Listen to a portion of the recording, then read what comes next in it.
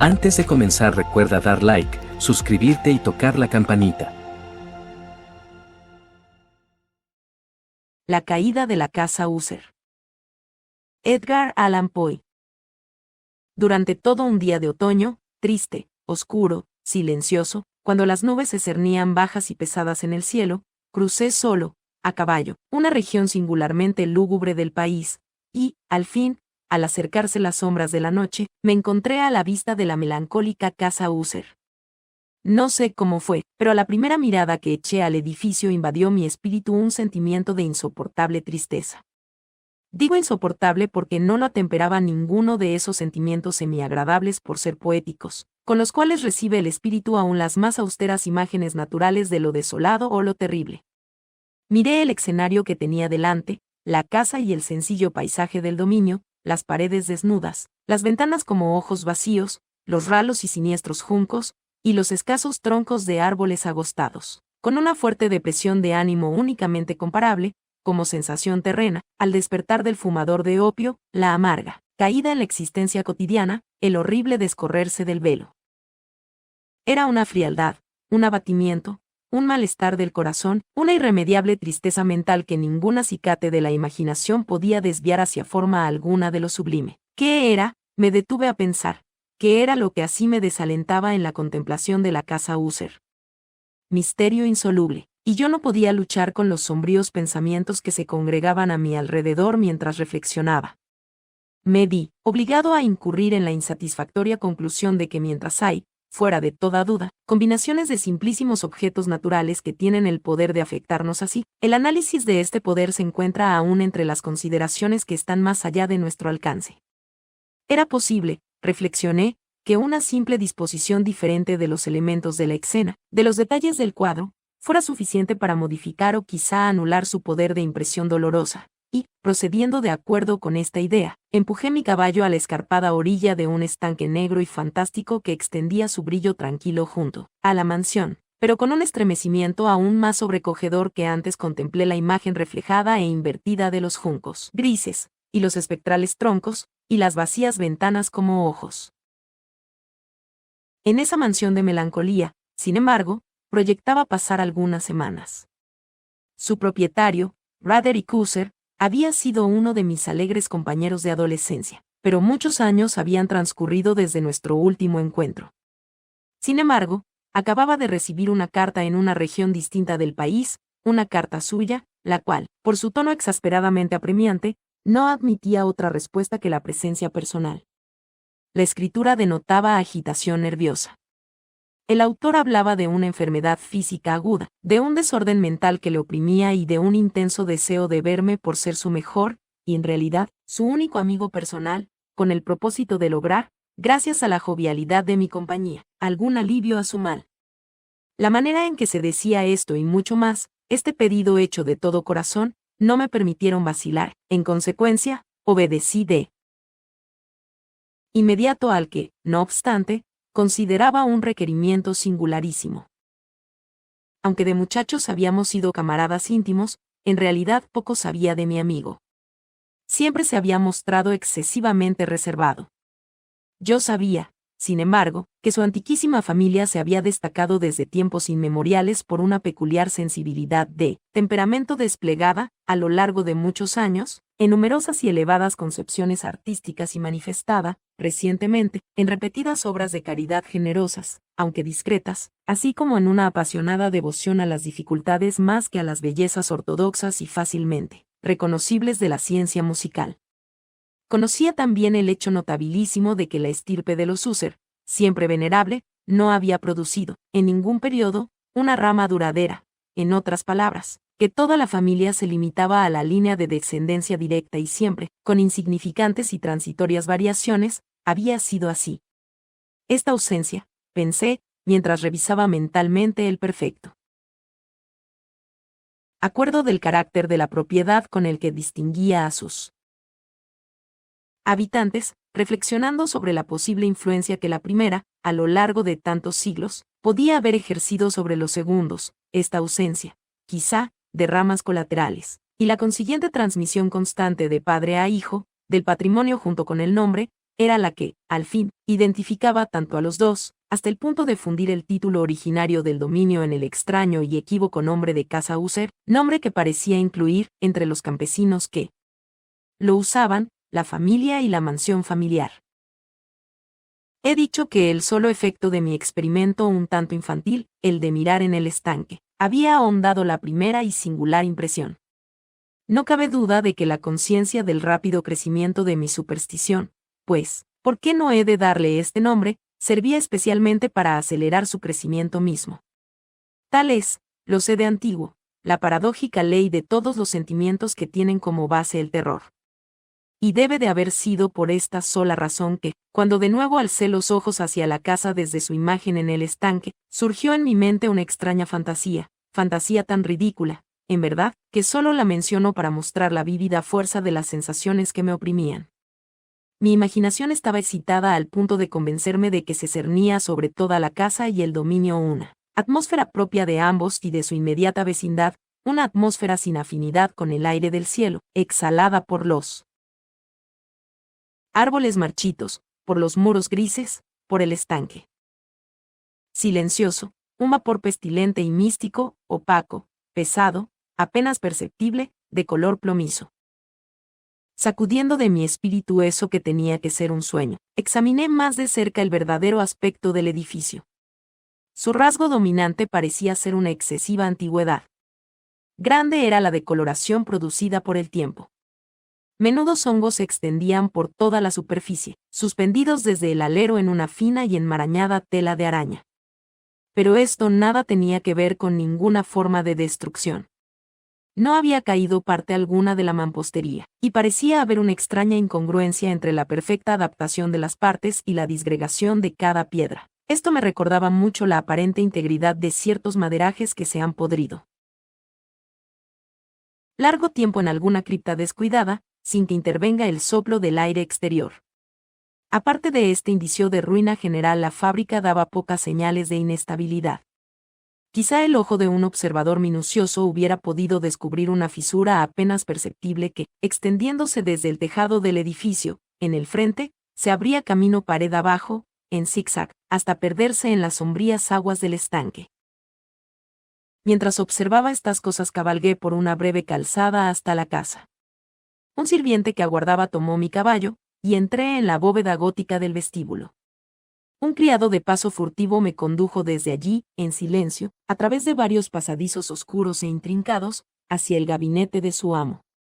Mucho de lo que encontré en el camino contribuyó, no sé cómo, a avivar los vagos sentimientos de los cuales he hablado ya. Mientras los objetos circundantes, los relieves de los cielos rasos, los oscuros tapices de las paredes, el ébano negro de los pisos y los fantasmagóricos trofeos heráldicos que rechinaban a mi paso, eran cosas a las cuales, o a sus semejantes, estaba acostumbrado desde la infancia. Mientras cavilaba en reconocer lo familiar que era todo aquello, me asombraban por lo insólitas las fantasías que esas imágenes no habituales provocaban en mí. En una de las escaleras encontré al médico de la familia. La expresión de su rostro, pensé, era una mezcla de baja astucia y de perplejidad. El criado abrió entonces una puerta y me dejó en presencia de su amo. La habitación donde me hallaba era muy amplia y alta. Tenía ventanas largas, estrechas y puntiagudas, y a distancia tan grande del piso de roble negro, que resultaban absolutamente inaccesibles desde dentro. Débiles fulgores de luz carmesí se abrían paso a través de los cristales enrejados y servían para diferenciar suficientemente los principales objetos. Los ojos, sin embargo, luchaban en vano para alcanzar los más remotos ángulos del aposento, a los huecos del techo abovedado y esculpido. Oscuros tapices colgaban de las paredes. El moblaje general era profuso, incómodo, antiguo y destartalado.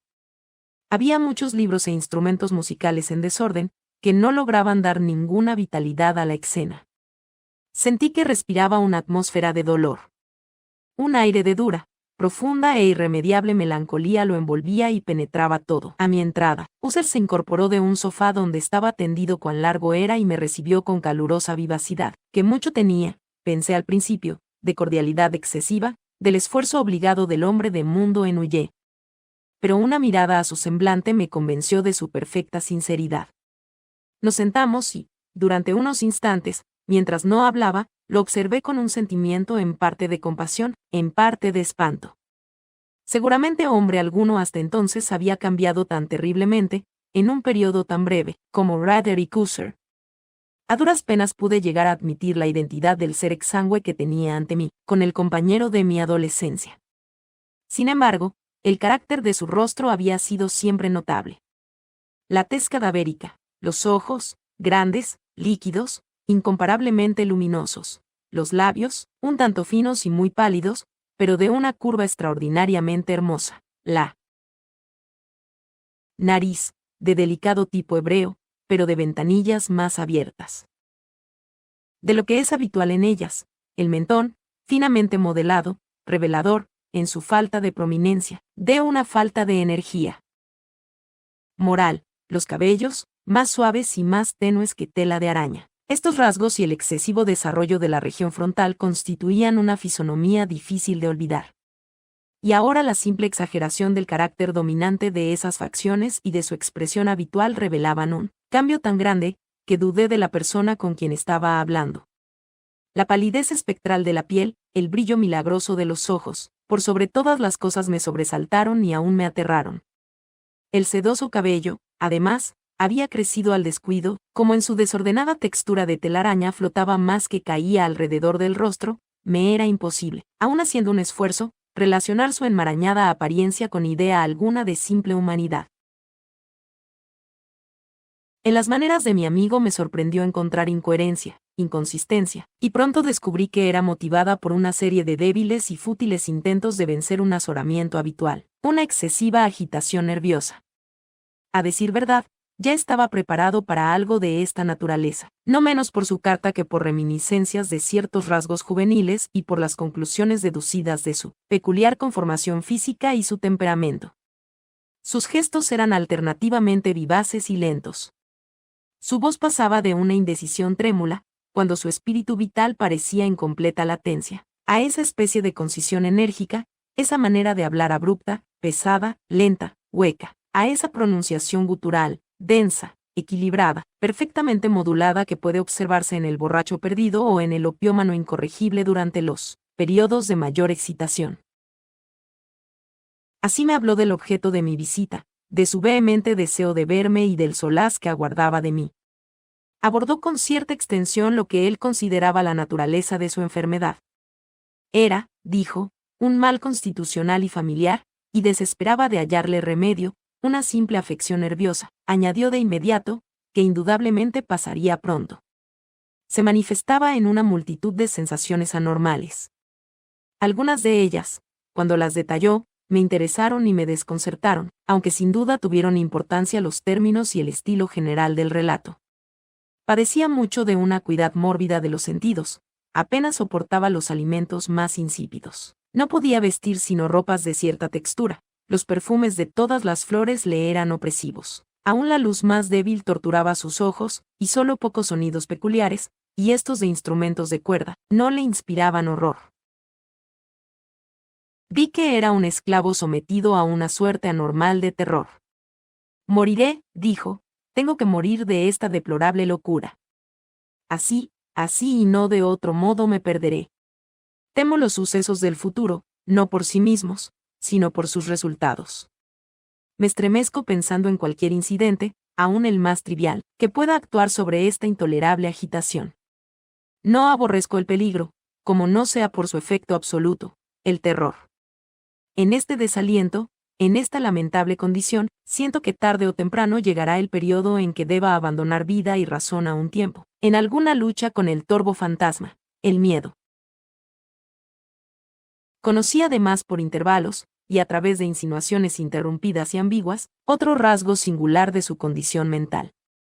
Estaba dominado por ciertas impresiones supersticiosas, relativas a la morada que ocupaba y de donde, durante muchos años, nunca se había aventurado a salir, supersticiones relativas a una influencia cuya supuesta energía fue descrita en términos demasiado sombríos para repetirlos aquí, influencia que algunas peculiaridades de la simple forma y material de la casa familiar habían ejercido sobre su espíritu, decía, a fuerza de soportarlas largo tiempo, efecto que el aspecto físico de los muros y las torrecillas grises y el oscuro estanque en el cual estos se miraban había producido, a la larga, en la moral de su existencia. Admitía, sin embargo, aunque con vacilación, que podía buscarse un origen más natural y más palpable a mucho de la peculiar melancolía que así lo afectaba, la cruel y prolongada enfermedad, la disolución evidentemente próxima de una hermana tiernamente querida, su única compañía durante muchos años, su último y solo pariente sobre la tierra. Su muerte, decía con una amargura que nunca podré olvidar, hará de mí, el desesperado, el frágil, el último de la antigua raza de los User. Mientras hablaba, Lady Madeline, que así se llamaba, pasó lentamente por un lugar apartado del aposento, sin notar mi presencia, desapareció. La miré con extremado asombro, no desprovisto de temor, y sin embargo me es imposible explicar estos sentimientos. Una sensación de estupor me oprimió, mientras seguía con la mirada sus pasos que se alejaban. Cuando por fin una puerta se cerró tras ella, mis ojos buscaron instintiva y ansiosamente el semblante del hermano, pero éste había hundido la cara entre las manos y solo pude percibir que una palidez mayor que la habitual se extendía en los dedos descarnados, por entre los cuales se filtraban apasionadas lágrimas. La enfermedad de Lady Madeline había burlado durante mucho tiempo la ciencia de sus médicos. Una apatía permanente, un agotamiento gradual de su persona y frecuentes aunque transitorios accesos de carácter parcialmente cataléptico eran el diagnóstico insólito.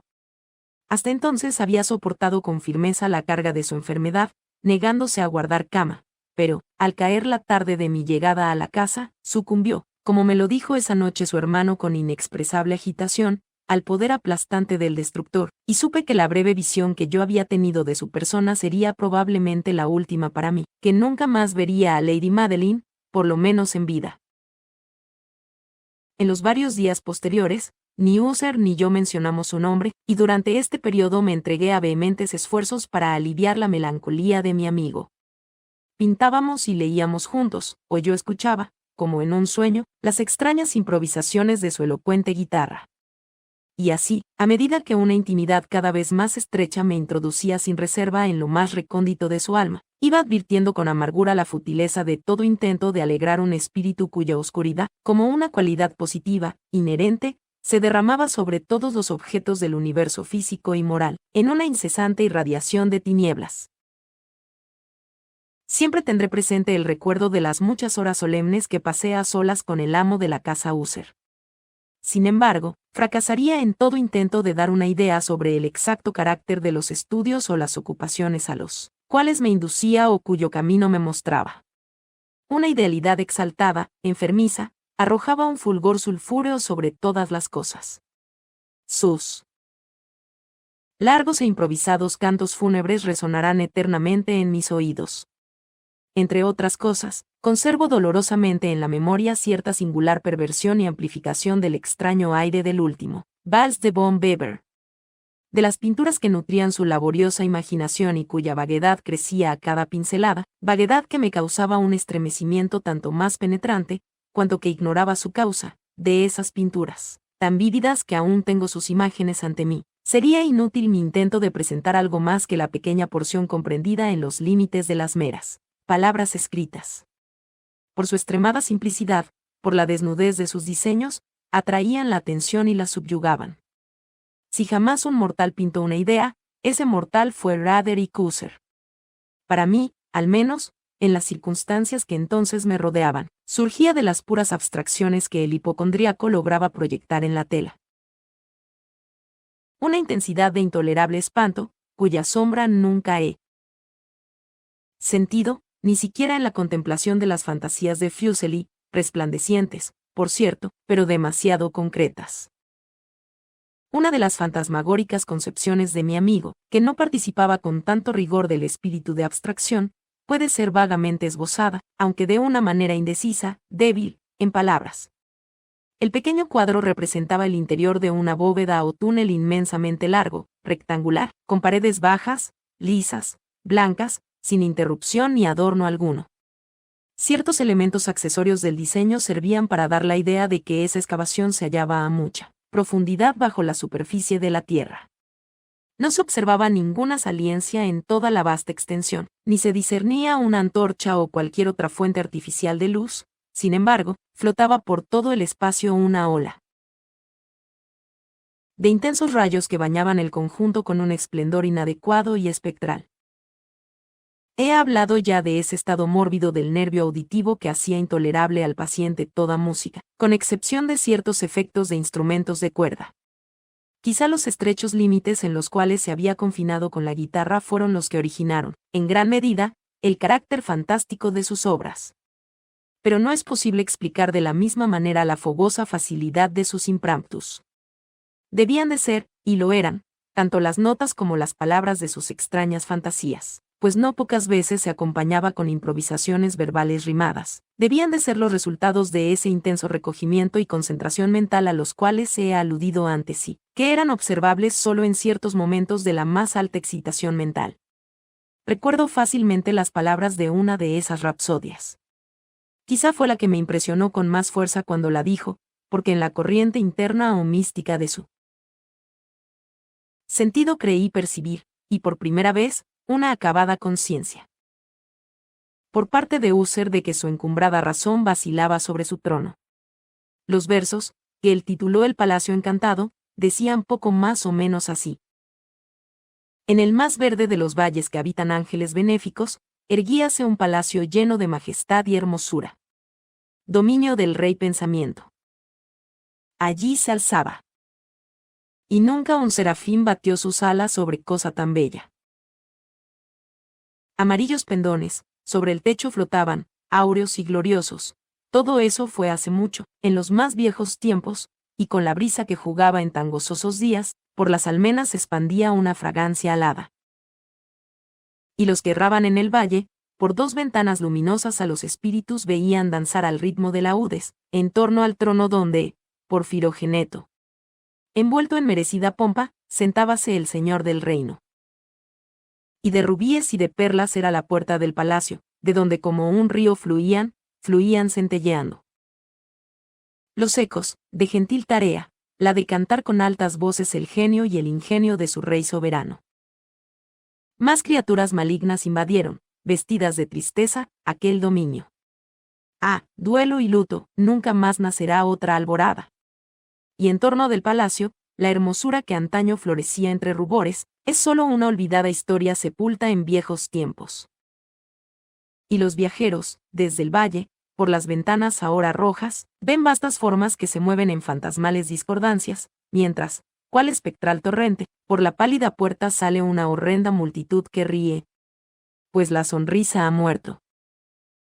Recuerdo bien que las sugestiones nacidas de esta balada nos lanzaron a una corriente de pensamientos donde se manifestó una opinión de Husserl que menciono, no por su novedad, pues otros hombres han pensado así, Watson, el doctor Percival, Spallanzani, y especialmente, el obispo de Llandaff.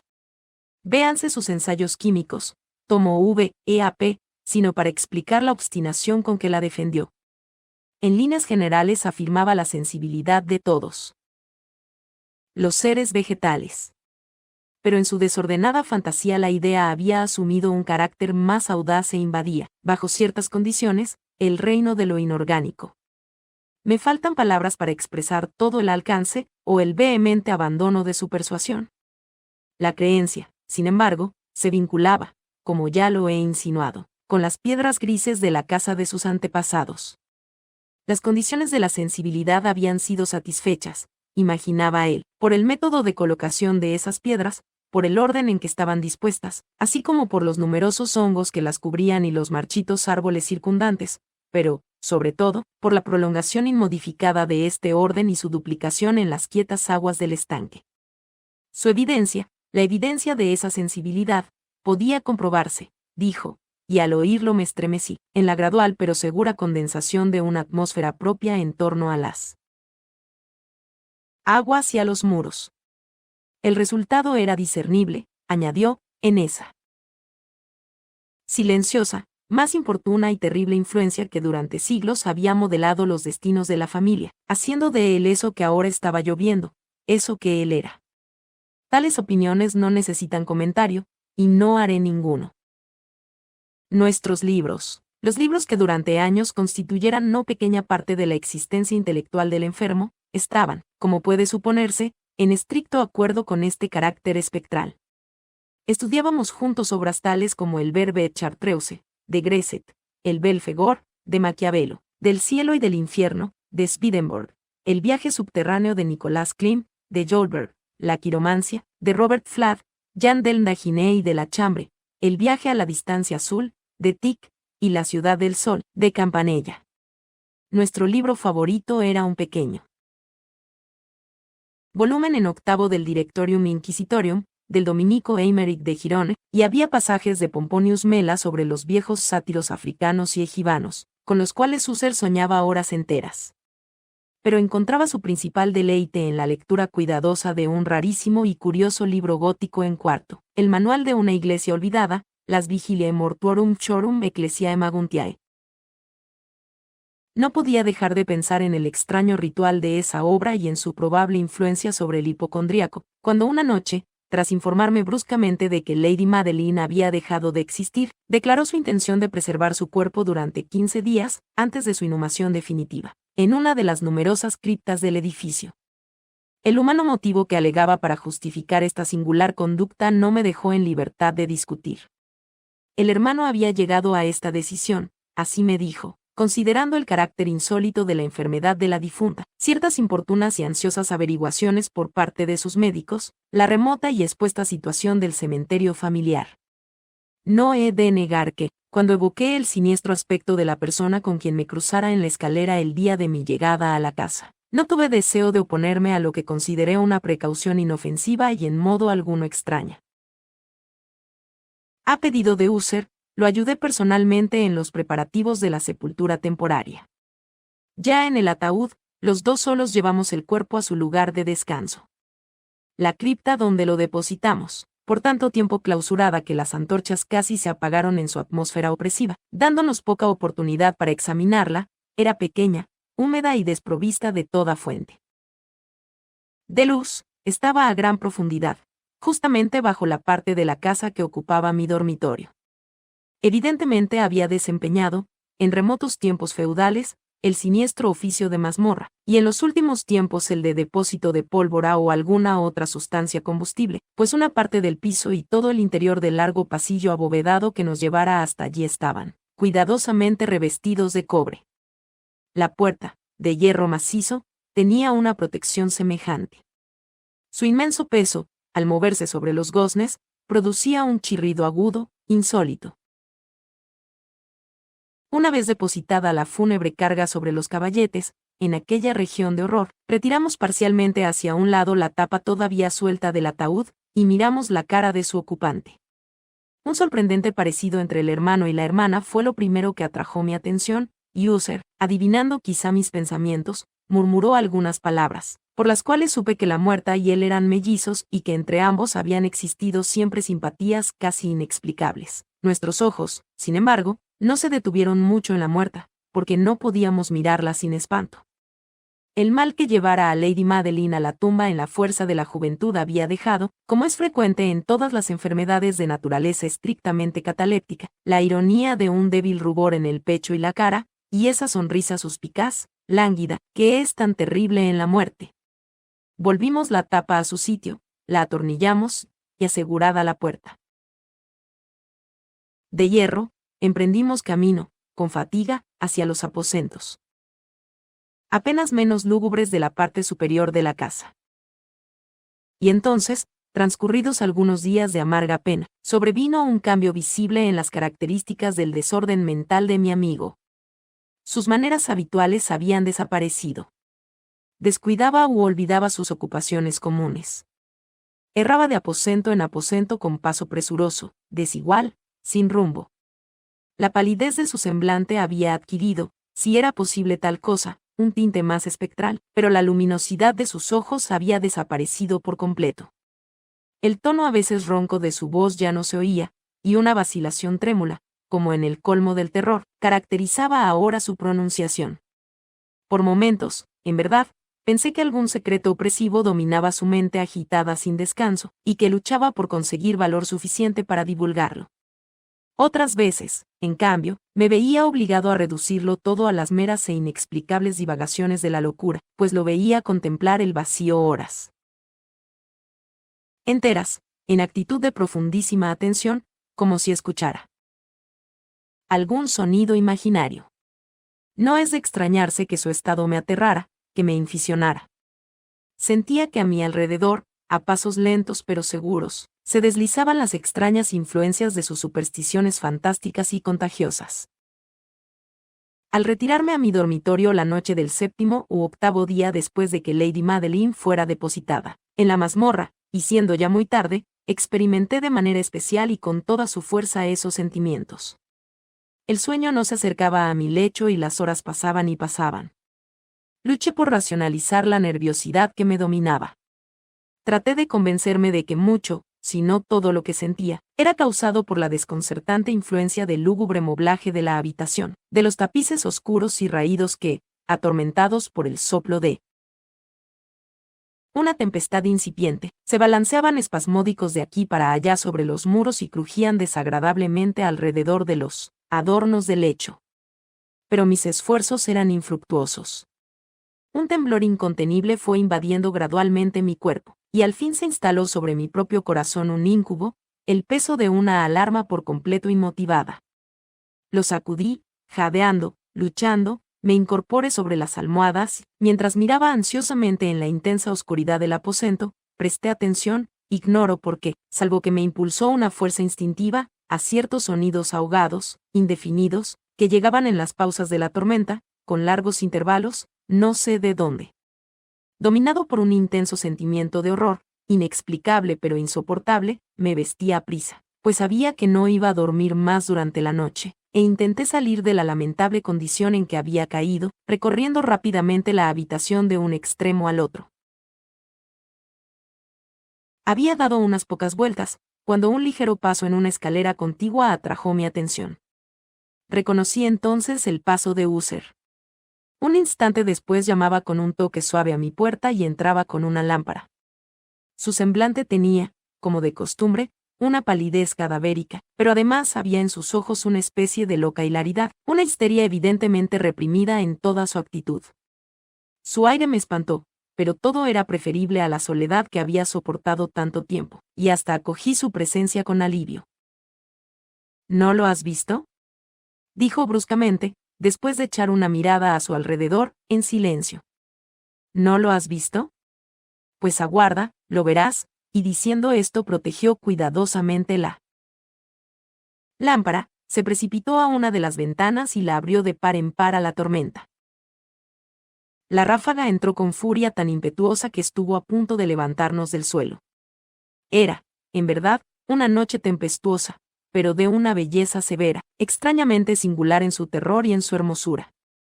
Al parecer, un torbellino desplegaba su fuerza en nuestra vecindad, pues había frecuentes y violentos cambios en la dirección del viento, y la excesiva densidad de las nubes, tan bajas que oprimían casi las torrecillas de la casa, no nos impedía advertir la viviente velocidad con que acudían de todos los puntos, mezclándose unas con otras sin alejarse. Digo que aún su excesiva densidad no nos impedía advertirlo, y sin embargo no nos llegaba ni un atisbo de la luna o de las estrellas, ni se veía el brillo de un relámpago. Pero las superficies inferiores de las grandes masas de agitado vapor, así como todos los objetos terrestres que nos rodeaban, resplandecían en la luz extranatural de una exhalación gaseosa, apenas luminosa y claramente visible, que se cernía sobre la casa y la amortajaba. No debes mirar, no mirarás eso, dije, estremeciéndome, mientras con suave violencia apartaba a User de la ventana para conducirlo a un asiento. Estos espectáculos, que te confunden, son simples fenómenos eléctricos nada extraños, o quizá tengan su horrible origen en el miasma corrupto del estanque. Cerremos esta ventana, el aire está frío y es peligroso para tu salud. Aquí tienes una de tus novelas favoritas. Yo leeré y me escucharás, y así pasaremos juntos esta noche terrible. El antiguo volumen que había tomado era M. Trist, de Sir Lancelot Canning, pero lo había calificado de favorito de User. Más por triste broma que en serio, pues poco había en su prolijidad tosca, sin imaginación, que pudiera interesar a la elevada e ideal espiritualidad de mi amigo. Pero era el único libro que tenía a mano, y alimenté la vaga esperanza de que la excitación que en ese momento agitaba al hipocondríaco pudiera hallar alivio, pues la historia de los trastornos mentales está llena de anomalías semejantes, aún en la exageración de la locura que yo iba a leerle. De haber juzgado, a decir verdad, por la extraña y tensa vivacidad con que escuchaba o parecía escuchar las palabras de la historia, me hubiera felicitado por el éxito de mi idea. Había llegado a esa parte bien conocida de la historia en que Ethelred, el héroe del Trist, después de sus vanos intentos de introducirse por las buenas en la morada del eremita, procede a entrar por la fuerza. Aquí, se recordará, las palabras del relator son las siguientes. Y Ethelred, que era por naturaleza un corazón valeroso y fortalecido, además, gracias al poder del vino que había bebido, no aguardó el momento de parlamentar con el eremita, quien, en realidad, era de índole obstinada y maligna, más sintiendo la lluvia sobre sus hombros, y temiendo el estallido de la tempestad, alzó resueltamente su maza y a golpes abrió un rápido camino en las tablas de la puerta para su mano con guantelete, y, tirando con fuerza hacia sí, rajó, rompió, lo destrozó todo en tal forma que el ruido de la madera seca y hueca retumbó en el bosque y lo llenó de alarma. Al terminar esta frase me sobresalté y por un momento me detuve, pues me pareció, aunque enseguida concluí que mi excitada imaginación me había engañado, me pareció que, de alguna remotísima parte de la mansión, llegaba confusamente a mis oídos algo que podía ser, por su exacta similitud, el eco, aunque sofocado y sordo, por cierto, del mismo ruido de rotura, de destrozo que Sir Lancelot había descrito con tanto detalle. Fue, sin duda alguna, la coincidencia lo que atrajo mi atención pues, entre el crujir de los bastidores de las ventanas y los mezclados ruidos habituales de la tormenta creciente, el sonido en sí mismo nada tenía, a buen seguro, que pudiera interesarme o distraerme. Continué el relato. Pero el buen campeón Ethelred pasó la puerta y quedó muy furioso y sorprendido al no percibir señales del maligno eremita y encontrar, en cambio, un dragón prodigioso, cubierto de escamas, con lengua de fuego, sentado en guardia delante de un palacio de oro con piso de plata, y del muro colgaba un escudo de bronce reluciente con esta leyenda: quien entre aquí, conquistador será, quien mate al dragón, el escudo ganará. Y Ethelred levantó su maza y golpeó la cabeza del dragón, que cayó a sus pies y lanzó su apestado aliento con un rugido tan hórrido y bronco y además tan penetrante que Ethelred se tapó de buena gana los oídos con las manos para no escuchar el horrible ruido, tal como jamás se había oído hasta entonces. Aquí me detuve otra vez bruscamente, y ahora con un sentimiento de violento asombro, pues no podía dudar de que en esta oportunidad había escuchado realmente, aunque me resultaba imposible decir de qué dirección procedía, un grito insólito, un sonido chirriante, sofocado y aparentemente lejano, pero áspero, prolongado, la exacta réplica de lo que mi imaginación atribuyera al extranatural alarido del dragón, tal como lo describía el novelista. Oprimido, como por cierto lo estaba desde la segunda y más extraordinaria coincidencia, por mil sensaciones contradictorias, en las cuales predominaban el asombro y un extremado terror, conservé, sin embargo, suficiente presencia de ánimo para no excitar con ninguna observación la sensibilidad nerviosa de mi compañero. No era nada seguro que hubiese advertido los sonidos en cuestión, aunque se había producido durante los últimos minutos una evidente y extraña alteración en su apariencia. Desde su posición frente a mí había hecho girar gradualmente su silla, de modo que estaba sentado mirando hacia la puerta de la habitación, y así solo en parte podía ver yo sus facciones, aunque percibía sus labios temblorosos, como si murmuraran algo inaudible. Tenía la cabeza caída sobre el pecho, pero supe que no estaba dormido por los ojos muy abiertos, fijos, que vi al echarle una mirada de perfil. El movimiento del cuerpo contradecía también esta idea, pues se mecía de un lado a otro, con un balanceo suave, pero constante y uniforme. Luego de advertir rápidamente todo esto, proseguí el relato de Sir Lancelot, que decía así. Y entonces el campeón, después de escapar a la terrible furia del dragón, se acordó del escudo de bronce y del encantamiento roto, apartó el cuerpo muerto de su camino y avanzó valerosamente sobre el argentado pavimento del castillo hasta donde colgaba del muro el escudo, el cual, entonces, no esperó su llegada, sino que cayó a sus pies sobre el piso de plata con grandísimo y terrible fragor. Apenas habían salido de mis labios estas palabras, cuando, como si realmente un escudo de bronce, en ese momento, hubiera caído con todo su peso sobre un pavimento de plata, percibí un eco claro, profundo, metálico y resonante, aunque en apariencia sofocado. Incapaz de dominar mis nervios, me puse en pie de un salto, pero el acompasado movimiento de Uther no se interrumpió. Me precipité al sillón donde estaba sentado. Sus ojos miraban fijos hacia adelante y dominaba su persona una rigidez pétrea. Pero, cuando posé mi mano sobre su hombro, un fuerte estremecimiento recorrió su cuerpo, una sonrisa malsana tembló en sus labios, y vi que hablaba con un murmullo bajo, apresurado, ininteligible, como si no advirtiera mi presencia. Inclinándome sobre él, muy cerca, bebí, por fin, el horrible significado de sus palabras. ¿No lo oyes? Sí, yo lo oigo y lo he oído. Mucho, mucho, mucho tiempo, muchos minutos, muchas horas, muchos días lo he oído, pero no me atrevía. Ah, compadéceme, mísero de mí, desventurado. No me atrevía a hablar. La encerramos viva en la tumba. ¿No dije que mis sentidos eran agudos? Ahora te digo que oí sus primeros movimientos, débiles, en el fondo del ataúd. Los oí hace muchos, muchos días, y no me atreví a hablar. Y ahora, esta noche, es el red, ja, ja. La puerta rota del eremita, y el grito de muerte del dragón, y el estruendo del escudo. Di, mejor, el ruido del ataúd al rajarse, y el chirriar de los férreos goznes de su prisión, y sus luchas dentro de la cripta, por el pasillo abovedado, revestido de cobre. Oh. ¿A dónde huiré? ¿No estará aquí pronto? ¿No se precipita a reprocharme mi prisa? ¿No he oído sus pasos en la escalera? ¿No distingo el pesado y horrible latido de su corazón? Insensato.